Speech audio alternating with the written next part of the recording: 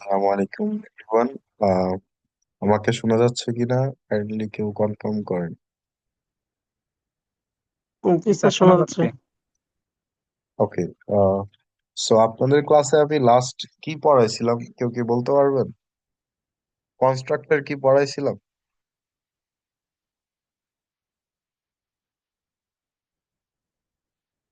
নাকি হচ্ছে জাস্ট একটা স্লাইড পড়াইছিলাম?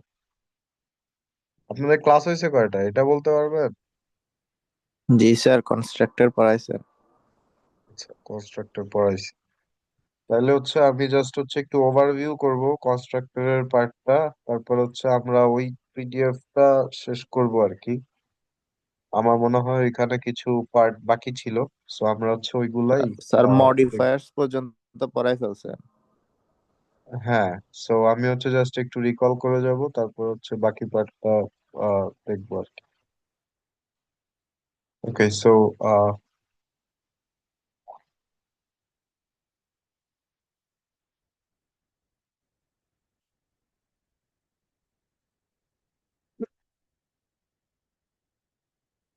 সো লাস্ট ক্লাসে আমরা কনস্ট্রাক্টর দেখছি অলরেডি। তারপরে একটু বলি যে এটা হচ্ছে অটোমেটিক্যালি ইনিশিয়ালাইজেশনের জন্য ইউজ হয়। এখন অটোমেটিক্যালি ইনিশিয়ালাইজেশন বলতে কি বুঝাইতেছে এখানে হচ্ছে আসলে এই স্টুডেন্ট ক্লাসের, এটা হলো ক্লাস এই পর্যন্ত। স্টুডেন্ট ক্লাসের একটা অবজেক্ট ক্রিয়েট করা হয়েছে এখানে S1। সো আবার হচ্ছে দুইটা ভ্যালু দিয়ে দেওয়া হচ্ছে, তার মানে এটা শুধু ইনিশিয়ালাইজেশন না, মানে এটা প্যারামিটারাইজড ইনিশিয়ালাইজেশন। তাহলে S1 অবজেক্ট ক্রিয়েট করার সময় হচ্ছে আমার অটোমেটিক্যালি এই ভ্যালুগুলা কনস্ট্রাক্টরে চলে যাবে। এখন কনস্ট্রাক্টর কোনটা? এই যে সেম নাম যে ক্লাসের, এটা এই পার্টটা হচ্ছে কনস্ট্রাক্টর। তাহলে যখন এই অবজেক্টটা ক্রিয়েট করা হয়েছে স্টুডেন্ট S1, তাহলে সে এই দুইটা ভ্যালুকে হচ্ছে এখানে পাঠিয়ে দিবে এবং ওই অনুযায়ী হচ্ছে ইনিশিয়ালাইজেশনটা হয়ে যাবে এখানে। তাহলে এই হলো কনস্ট্রাক্টর, প্যারামিটারাইজড কনস্ট্রাক্টর ইনিশিয়ালাইজেশন।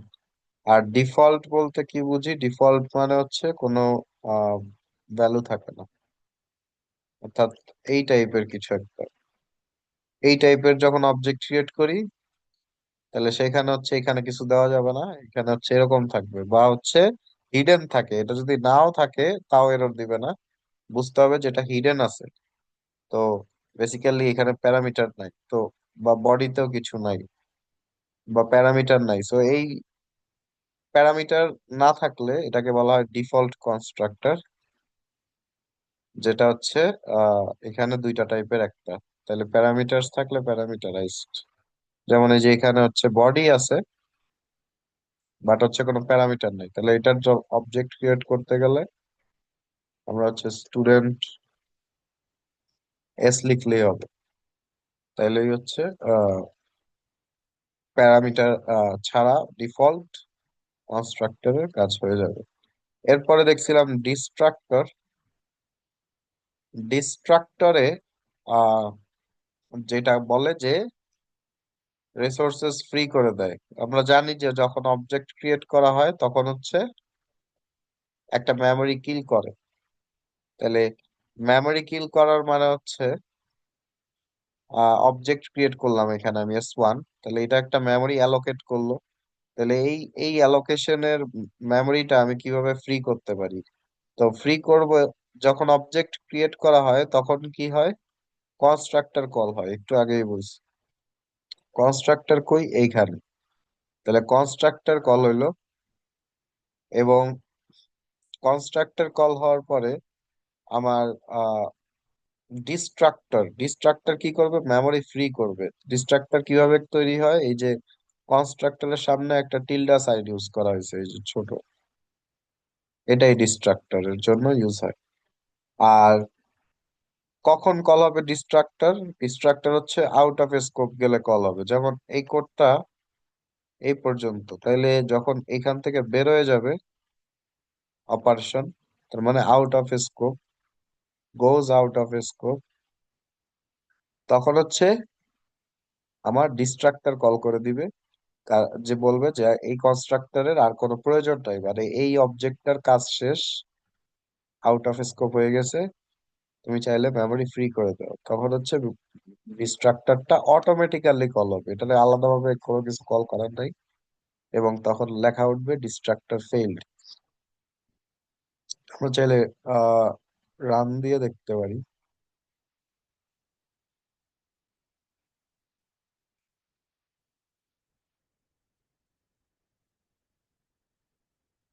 যেমন এই যে কনস্ট্রাক্টর, যখন অবজেক্ট ইনিশিয়ালাইজেশন হয়েছে কনস্ট্রাক্টর কল হয়েছে, এরপরে এই যে ইনসাইড মেইন ফাংশন কল হয়েছে, যখন বের হয়ে গেছে শেষ কাজ, তখন যাওয়ার সময় ডিস্ট্রাক্টর কল করে গেছে, তাহলে মেমোরিটা ফ্রি হয়ে গেছে।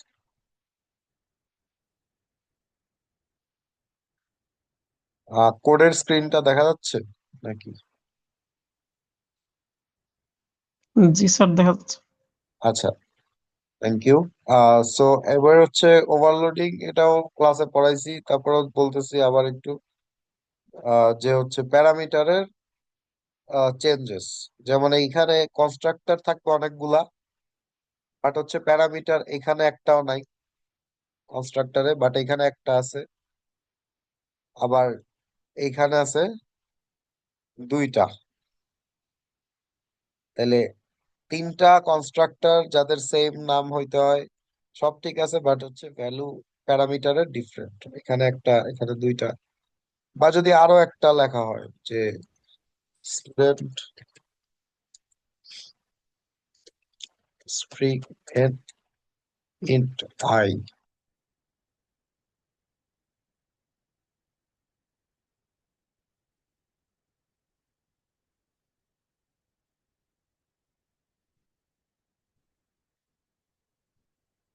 তাহলে এই ক্ষেত্রে হচ্ছে এটাও কিন্তু আলাদা, এটাও আলাদা একটা ওভারলোডিং, কারণ সিকোয়েন্স ঠিক নাই।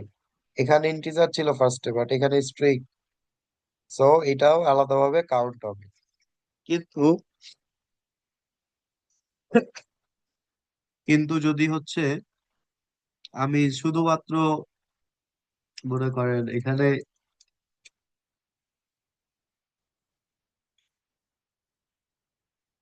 এম লিখলাম,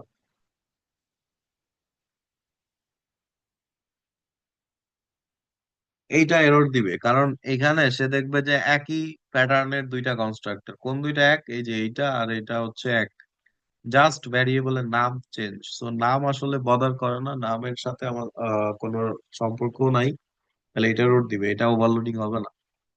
ওভারলোডিং এর জন্য সিকোয়েন্স, টাইপ, এগুলা ম্যাটার করে, কাউন্ট, এই তিনটা জিনিস ম্যাটার করে। কাউন্ট চেঞ্জ হইলে ওভারলোডিং হয়, টাইপ চেঞ্জ হইলে ওভারলোডিং হয়, ঠিক আছে, আবার হচ্ছে সিকোয়েন্স চেঞ্জ হইলে ওভারলোডিং হয়। এখানে আরেকটা পার্ট আছে যেটা হচ্ছে কনস্ট্রাক্টর চেইনিং। একটা কনস্ট্রাক্টরের ভিতর থেকে আরেকটা কনস্ট্রাক্টরকে কল করা যায়। আমি এটা আজকে হচ্ছে জাভা রিলেটে দেখাইতেছি, বাট আমি হচ্ছে সি এর এক্সাম্পল ইনশাল্লাহ ক্লাসে যদি সুযোগ হয় তাহলে দেখাবো। জাস্ট এখানে দেখেন যে এটা একটা, বা এখানেই মনে হয় আছে সি এর, আই থিঙ্ক।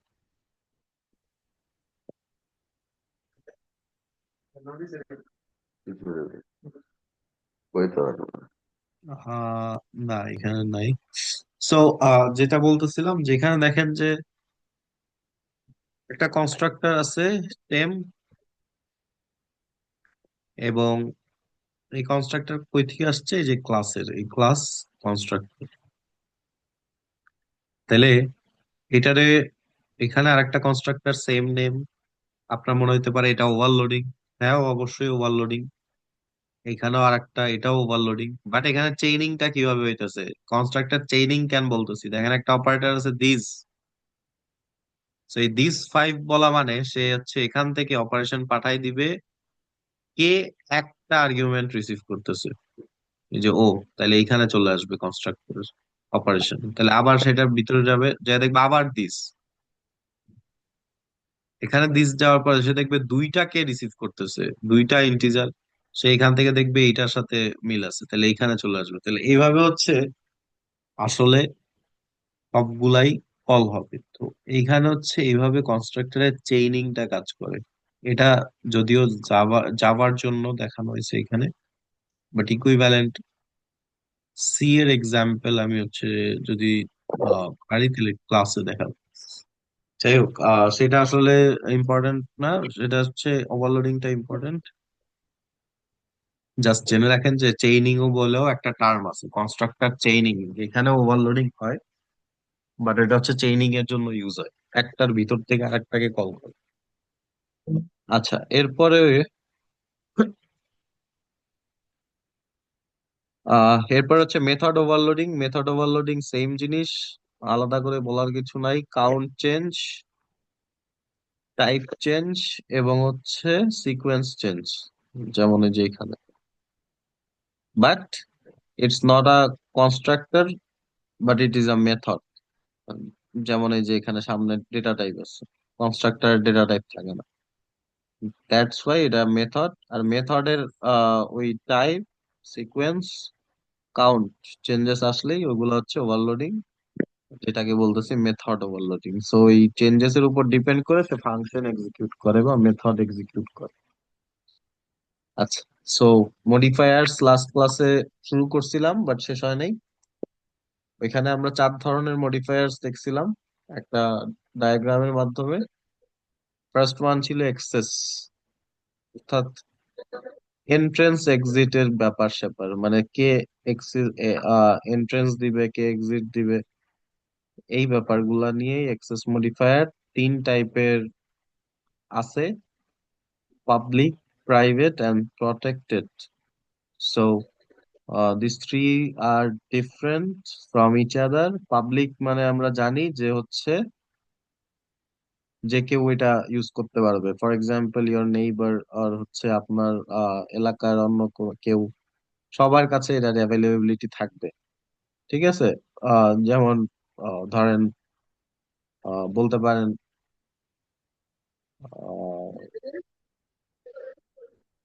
পাবলিক, ধরেন কি বলা যায়, পাবলিক ধরেন যেই ধরেন বাজার একটা, যেটা হচ্ছে পাবলিক একটা প্লেস, ওইখানে সবাই ওইটার অ্যাক্সেস পায়।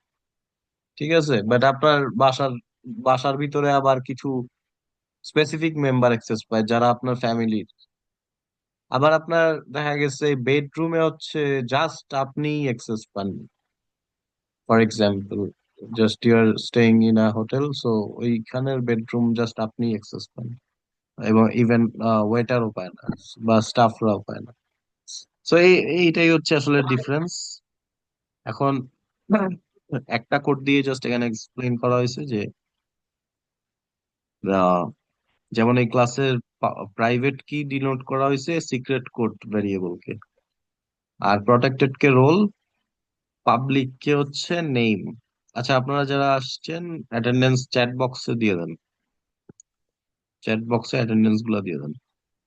আর আমরা চেষ্টা করবো না আমাদের আগেই শেষ করার, আই থিঙ্ক।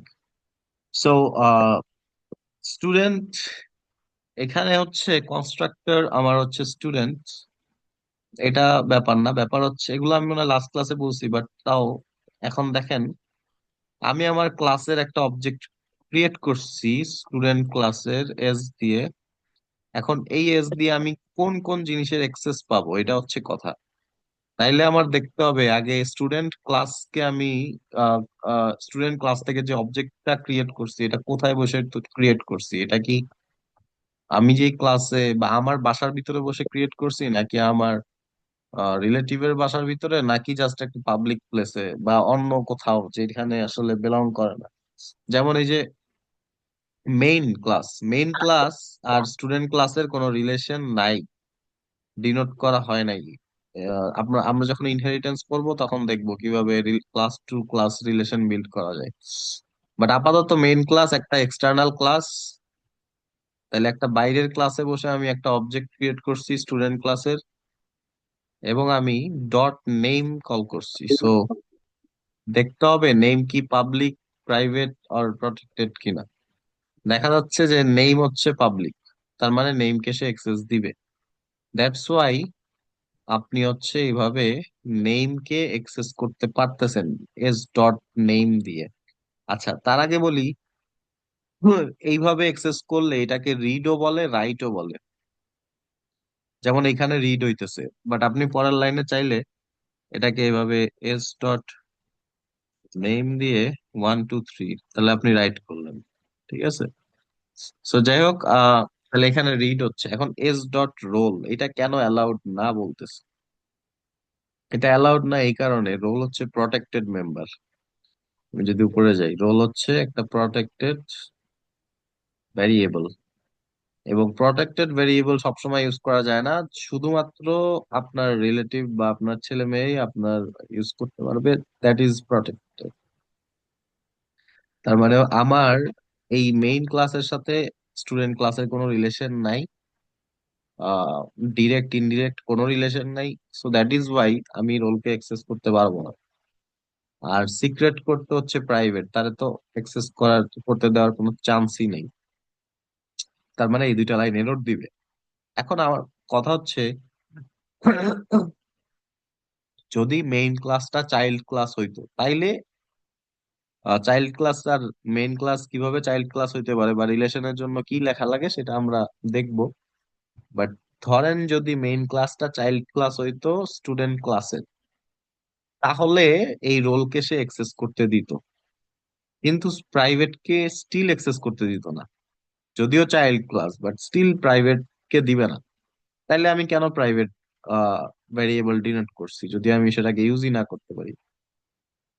তাইলে আপনার বুঝতে হবে যে আপনি ইউজ করতে পারবেন কিভাবে, একটা পাবলিক ফাংশনের মাধ্যমে। এই যে স্টুডেন্ট ক্লাসে আর একটা পাবলিক ফাংশন লেখা হয়েছে যেখানে হচ্ছে প্রিন্ট করা হইতেছে জাস্ট।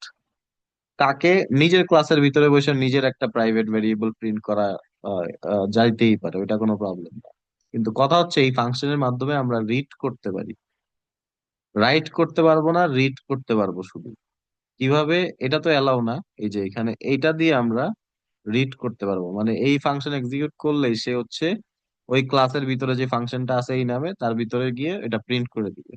কিন্তু আপনি চাইলে এখানে লিখতে পারেন না 1 2 3, এইভাবে লেখা যায় না। ঠিক আছে, এটা হচ্ছে রাইট। রাইট করা যায় না, শুধুমাত্র রিড করা যায়। সো এই পর্যন্ত আমাদের লাস্ট ক্লাসে জিনিসপত্র ছিল। সোফার কারো কোয়েশ্চেন থাকলে করতে পারেন। ওকে, নাই। এবার আসেন storage class modifier. Storage class মডিফায়ারের ফার্স্ট ওয়ান হচ্ছে অটো। অটো হচ্ছে, এই দেখেন তিনটা ভ্যারিয়েবল ডিনোট করা হয়েছে, কোথাও লেখা হয় নাই কোনটা ইন্টিজার হবে, কোনটা ডাবল হবে, কোনটা ক্যারেক্টার হবে। জাস্ট লেখা হয়েছে অটো। এখন অটো লেখার পরে আপনি আসলে এই অটোর ভিতরে কি রাখছেন? আপনি অটোর এক্স এর ভিতরে যদি ইন্টিজার রাখেন তাহলে এই অটোর জায়গায় আসলে ইন্ট বসবে বা এক্স হয়ে যাবে ইন্টিজার টাইপের। যদি আপনি এখানে 3.14 রাখেন তাহলে এক্স হয়ে যাবে ডাবল টাইপের। আর যদি আপনি এখানে সিএসসি লেখেন তাহলে ওইটা এক্স হয়ে যাবে ক্যারেক্টার টাইপের।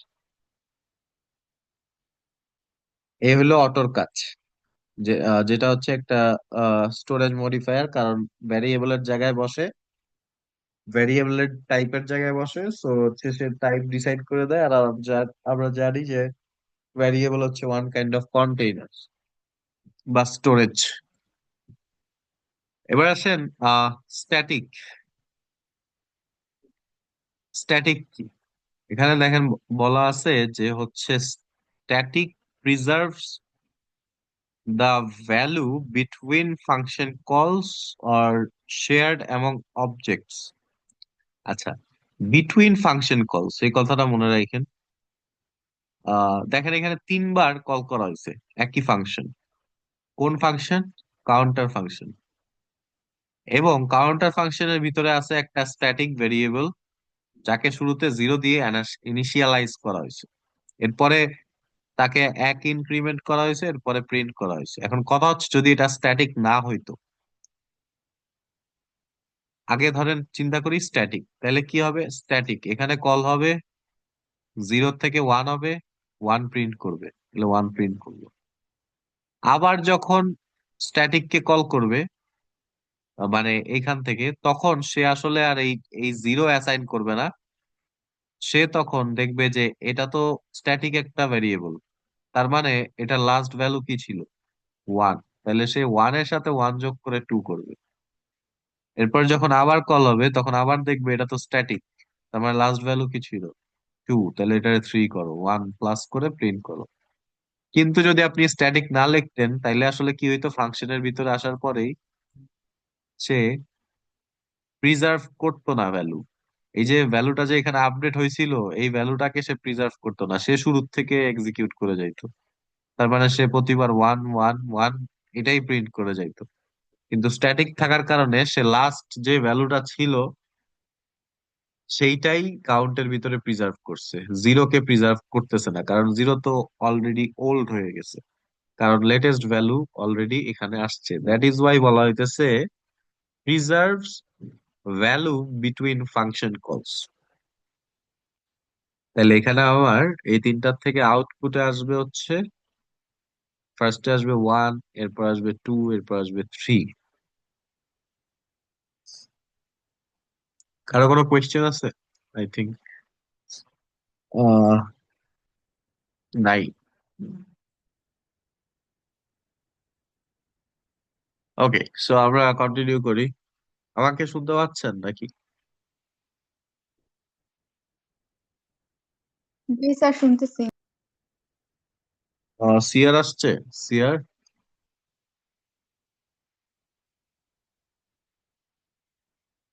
ওকে, সিয়ার আসে নাই। সো এক্সটার এক্সটার হচ্ছে কি আর একটা টাইপ মডিফায়ার। এক্সটার্ন কি করে, আপনারা যখন হচ্ছে বিভিন্ন প্রজেক্ট নিয়ে কাজ করবেন, প্রজেক্টের ভিতরে দেখবেন C++ এর প্রজেক্ট যদি চিন্তা করেন, তাহলে এখানে হচ্ছে অনেকগুলা প্যাকেজ থাকবে, ঠিক আছে? প্যাকেজের ভিতরে মাল্টিপল ফাইল থাকবে, মাল্টিপল ফাইল মানে একের অধিক ফাইল থাকবে। যেমন এখানে হচ্ছে ফাইল 1 CPP, আবার এখানে ফাইল 2 CPP। ফাইল 1 CPP তে একটা ভ্যারিয়েবল আমি ডিক্লেয়ার করেছি যেটা হচ্ছে 100 অ্যাসাইন করা। এখন আমি অন্য ফাইলে বসে ওই ফাইলের ভ্যালুটাকে কিভাবে অ্যাক্সেস করব, সেটাই হচ্ছে কথা। তো ওই ভ্যারিয়েবলটাকে মিন করার জন্য আমরা এখানে এক্সটার্ন এই কিওয়ার্ডটাকে ইউজ করব, এবং এর মাধ্যমে আমরা হচ্ছে বুঝাই যেটা যে এক্সটার্নাল ইন্টিজার এক্স। তার মানে তোমার এই প্যাকেজে অন্য সিপিপি ফাইলে যেই এক্স আছে তাকে এখানে ইনিশিয়ালাইজ করো। তাহলে আপনি যখন এই ফাইল টুতে সিপিপি তে এক্সটার্ন ইন্ট এক্স লিখে সি আউট এক্স দিবেন, তখন এখানে আসলে 100 প্রিন্ট হবে, কারণ সে আসলে ডিনোট করতেছে এক্সটার্নাল এক্স কে, মানে বাইরের এক্স কে। তো এর আগের ক্লাসে একজন একটা কোয়েশ্চেন করছিল, সে হচ্ছে বলতেছিল যে যদি স্যার আমাদের 3 4টা ফাইল থাকে এবং 3 4টা এক্স থাকে বাইরে, তাহলে আসলে সে কোন এক্স কে রেফার করবে। তো এই কোয়েশ্চেনের অ্যান্সারটা আমি ওনাকে বলেছি আপনি একটু খুঁজে আমাদেরকে নেক্সট ক্লাসে দিবেন। সো সেম কোয়েশ্চেনটা আপনাদের জন্য আমি রাখতেছি। যদি মাল্টিপল এক্সটার্নাল ফাইল থাকে তখন এই এক্সটার্ন ইন টেক্সট দিয়ে কোন এক্স কে বুঝাবে সেটা হচ্ছে আপনারা ফাইন্ড আউট করবেন। এই কোয়েশ্চেন গুলা ভাইবা বা বিভিন্ন অ্যাসেসমেন্টে আমি জিজ্ঞেস করতে পারি যে কিভাবে আহ এই এক্সটার্ন দিয়ে আসলে কোন এক্স কে রেফার করতেছে। আমার যদি একই ফোল্ডারে 3 4টা থাকে ফাইল সিপিপি বা প্যাকেজে, তাহলে আসলে সে কোন এক্স কে রেফার করবে। আপনারা নিজেরা এটা চেক করে দেখবেন, আমি বলবো ডিফারেন্ট ভ্যালু মেজার দিয়ে চেক করে দেখবেন যে কোন ভ্যালুটা প্রিন্ট হইতেছে বা এরর দিতেছে কিনা, এটাও একটা কোয়েশ্চেন, যে এরর দিতেছে কিনা বা কোন ভ্যালুটা প্রিন্ট করতেছে, দেন হচ্ছে র্যান্ডমলি প্রিন্ট করতেছে কিনা বা কেন এটা প্রিন্ট করতেছে। এই কোয়েশ্চেনের অ্যান্সার গুলো আপনারা বের করে রাখবেন। সো ফোর্থ টাইপ হচ্ছে register. Register is the fastest memory in CPU or Central Processing Unit. তাহলে সিপিইউ সবচেয়ে ফাস্টেস্ট মেমরি হচ্ছে রেজিস্টার, আর রেজিস্টারের জায়গা খুব কম, খুব কম কিছুই রাখা যায় এবং এটাতে ফাস্ট কাজ করা যায়। কাজ করার মানে হইতেছে এখানে ভ্যালু যেহেতু এটা বেসিক্যালি আসলে সিপিইউর একদম মাঝখানে থাকে রেজিস্টার। তো দেখা গেছে র্যাম বা অন্য জায়গার থেকে সবচেয়ে ক্লোজেস্ট ডিস্টেন্স থাকে ওর। তো আপনার দেখা গেছে ওই রেজিস্টার থেকে ভ্যালু খুব ইজিলি আনা নেওয়া করা যায়। এই জন্য বলা হইতেছে যে request storage in CPU register for ফাস্টার access.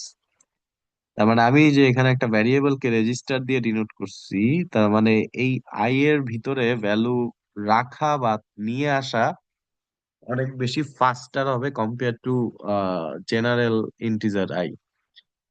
So এটাই হলো ডিফারেন্স। ইউজুয়ালি আমরা আসলে আমাদের চোখে অতটা ধরা পড়ে না, কারণ অলরেডি প্রোগ্রাম মিলি সেকেন্ডে রান করে, সো এটা আসলে বোঝাটা ডিফিকাল্ট যে কতটুকু ফাস্টার করছে। বাট হ্যাঁ, ফাস্টার করে যদি রেজিস্টার ইন টাইম রাখি। সো এটা গেল আমাদের storage storage modifier. Storage modifier এরপরে আছে হচ্ছে টাইপ মডিফায়ার্স। টাইপ মডিফায়ার্স এর চারটা টাইপ আছে দেখেন: সাইন্ড, আনসাইন্ড, শর্ট, লং। ঠিক আছে, তো সাইন্ড এগুলো আপনারা পড়ে আসছেন, আবার নতুন করে বলার কিছু নাই। সাইন্ডের ভিতরে পজিটিভ নেগেটিভ দুইটাই থাকতে পারে, তার মানে আমি -5ও রাখতে পারবো, 5ও রাখতে পারবো। আর আনসাইন্ডের ক্ষেত্রে শুধু পজিটিভ রাখতে হবে, -5 রাখতে পারবো না। যেমন আনসাইন্ড ইন্টিজার এক্স, হ্যাঁ, তাহলে এখানে শুধু পজিটিভ রাখা যাবে। আমি যদি -25 রাখতে যাই এরর দিবে। এরপরে আসেন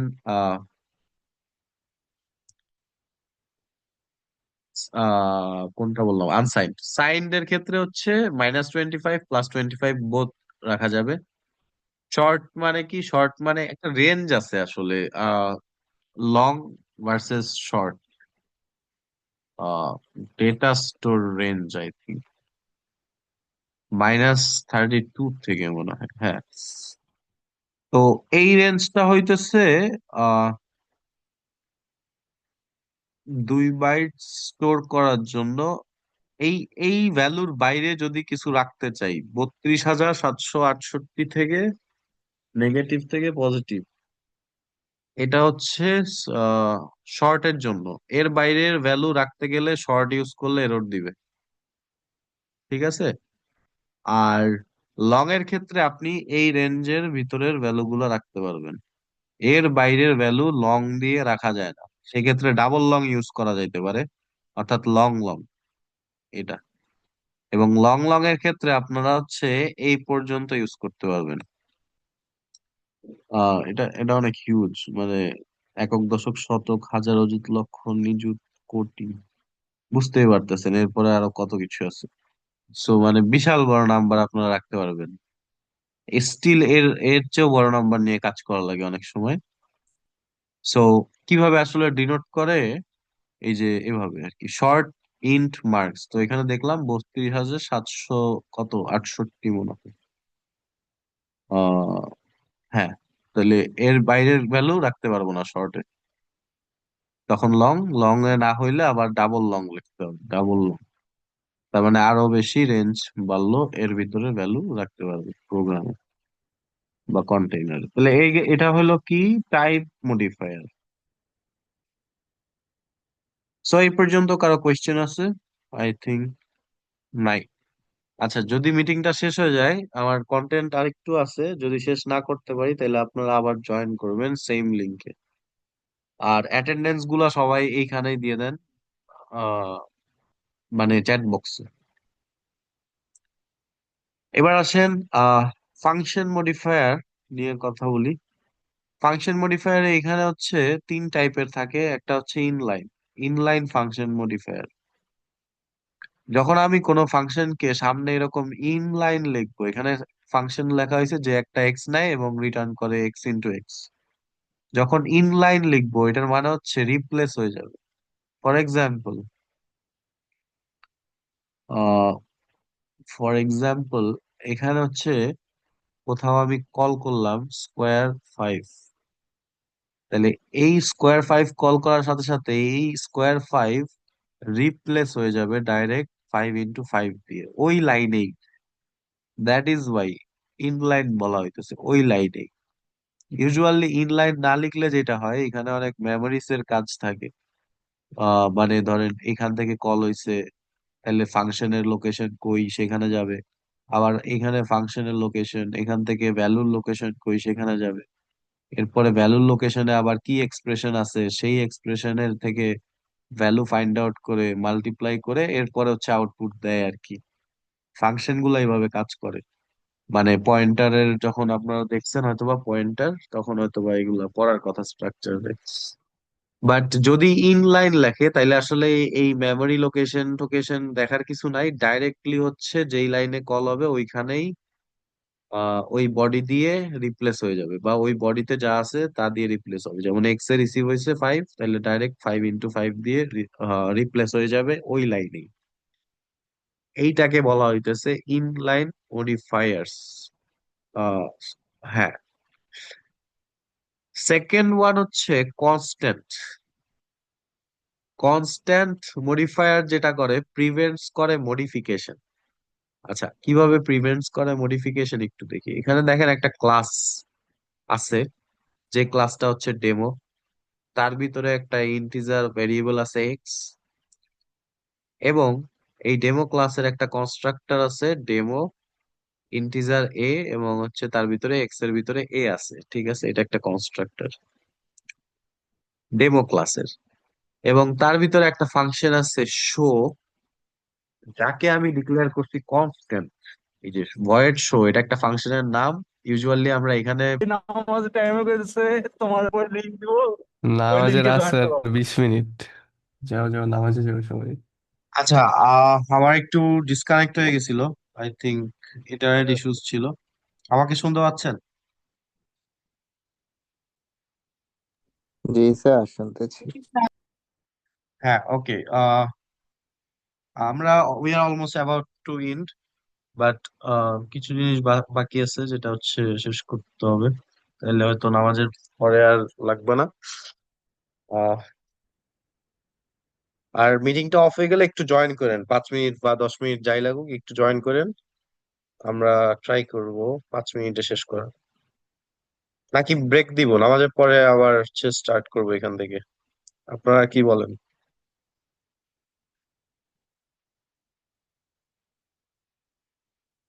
হ্যালো?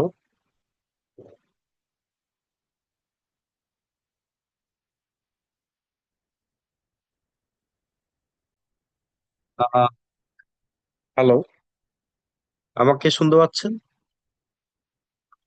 জি স্যার। জি স্যার, শোনা আচ্ছা, যাচ্ছে। আমরা হচ্ছে বাকি পার্টটা নামাজের পরে হচ্ছে 2টা 10 থেকে নিব আর কি, যেটুক বাকি আছে। সোফার হচ্ছে এ পর্যন্তই। ইন্টারনেটও একটু ইস্যু করতেছে। নেক্সট পার্টটা হচ্ছে আমাদের নামাজের পরে 2টা 10-এ। ঠিক আছে, সো টাইমলি হচ্ছে জয়েন করেন সবাই। আর অ্যাটেন্ডেন্স কি দিছেন? বাকি আছে কেউ? থাকলে দিয়ে দেন এখন। হ্যাঁ, কিছু বললেন? ওকে। না স্যার, কিছু বলেনি। আর কারো অ্যাটেন্ডেন্স বাকি নাই, তাহলে আমি মিটিংটা ক্লোজ করতেছি। নামাজের পরে হচ্ছে আমরা 2টা 10 থেকে হচ্ছে বাকি যে পার্টটুক আছে ওইটুক শুরু করব। ওকে, আল্লাহ হাফিজ।